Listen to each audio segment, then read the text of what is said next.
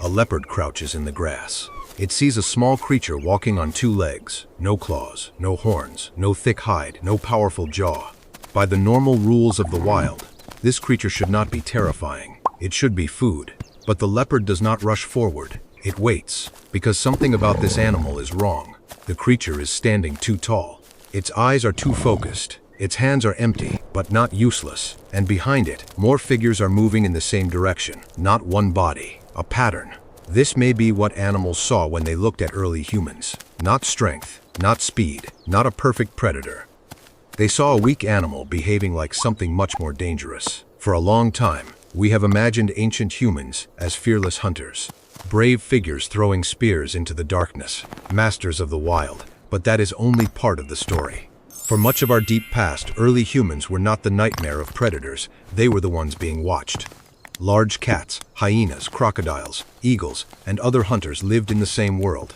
Many early humans were small. Their teeth were not built like weapons.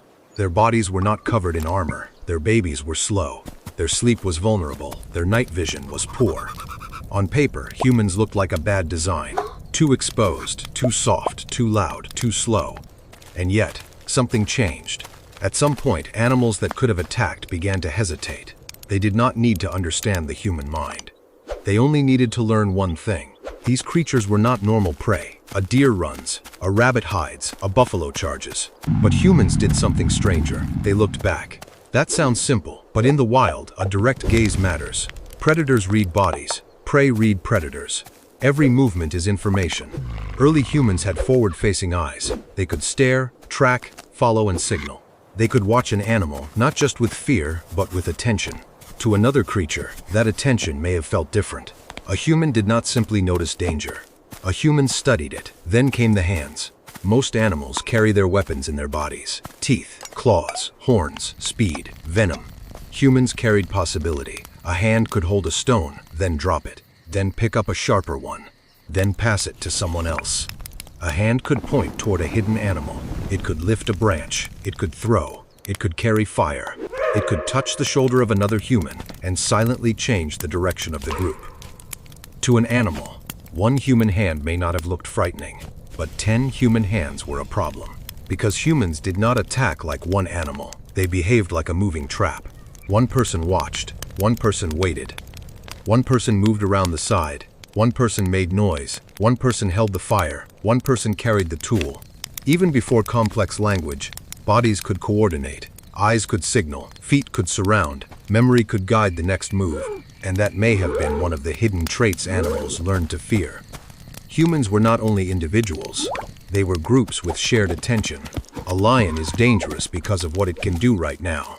A human group is dangerous because of what it can do after thinking. This is where the story becomes stranger. The earliest humans did not need to be stronger than animals. They needed to become harder to predict. Most predators use patterns. They know which prey panics, which prey runs, which prey separates from the herd, which prey gets tired first. But humans broke those patterns. Sometimes they ran away. Sometimes they came closer.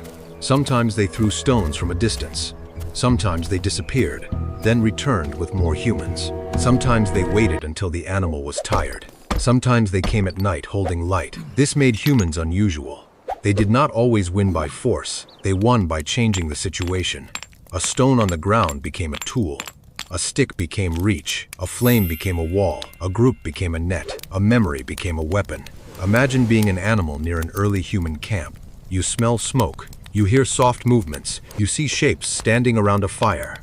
The fire does not behave like sunlight. It moves. It bites the darkness.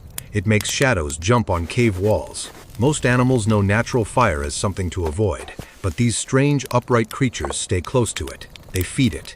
They carry it. They make the dangerous thing belong to them. That alone would have made humans feel unnatural. Not magical. Not supernatural. Just deeply confusing. A creature that stands beside fire is not red like other prey. Then there was persistence. Many animals are faster than humans over short distances. That is obvious. A zebra can explode forward. An antelope can vanish across open land. A big cat can cover ground with terrifying speed. But humans had another rhythm. They could walk, track, rest, return, follow signs. Read prints, remember direction, sweat under the sun. Keep going after the first burst of speed had ended. Even if persistence hunting was not the whole story of human evolution, the larger idea matters. Humans could turn time into pressure. To an animal, that is a strange kind of threat. The danger does not end when you escape the first moment. The danger may still be behind you. Walking, watching, learning. This is the real shift. Animals did not need to fear humans because every human was deadly. They needed to fear humans because humans improved. A failed attack taught them. A broken tool taught them. A lost animal taught them. A dangerous night taught them. Most predators are born with weapons. Humans are born unfinished. That sounds like a weakness, but it became the most frightening feature of all. Because an unfinished animal can update itself. The human that failed yesterday might return tomorrow with a sharper stone. The group that was confused last season might come back with a better plan. The child watching from behind the fire might become the adult who remembers exactly where the herd crosses the river. This is what animals may have seen. Not a body, a future. And that future kept getting smarter. The twist is that humans became frightening, not because they escaped nature, but because they became nature's best students.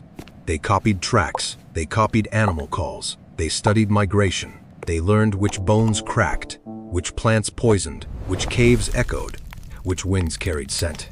They watched everything, and eventually everything had to watch them back. This may explain why the human presence still feels so powerful in the animal world today. Many wild animals avoid the sound, smell, and movement of people. Even when humans are not attacking, animals often treat us as a special category of risk. Something about us announces disturbance. We change landscapes, we bring tools, we travel in groups, we remember places, we return, and that ancient signal has not disappeared. You can feel a smaller version of it in modern life. A stranger staring too long can make your body tense. A silent group walking toward you can make you step aside. A person holding an unknown object can change the mood of a room. Your brain still reads bodies like survival information. It still asks old questions. Are they alone? Are they watching me? Are they planning something? Will they come back? We think civilization erased the wild from us. But maybe it only covered it with walls, screens, shoes, and language. Underneath, we are still the upright animal with watching eyes and restless hands. We still gather in groups. We still turn objects into power. We still make plans inside our heads before anything happens outside our bodies. And perhaps that is what animals saw first. Not the strongest creature, not the fastest creature, not the creature with the sharpest teeth. They saw the animal that could look at the world, remember it, and return with an idea. A single early human may have looked weak, but a group of humans around fire looked like a question no animal had seen before. What kind of prey watches you back? What kind of prey picks up the ground and throws it?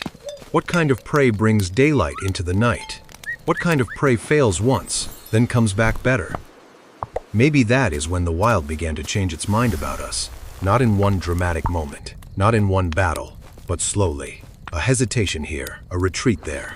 A predator choosing easier food. A herd moving away from smoke. A night animal avoiding the strange circle of light. And over thousands of generations, the message spread through behavior, instinct, and survival. Be careful with the upright ones. They are not strong in the usual way. They are worse, they learn. So when an animal looked at early humans, it may not have seen a monster. It may have seen something more unsettling. A soft body, a bright fire, many eyes, empty hands, and behind those hands, a mind already reaching for the next tool.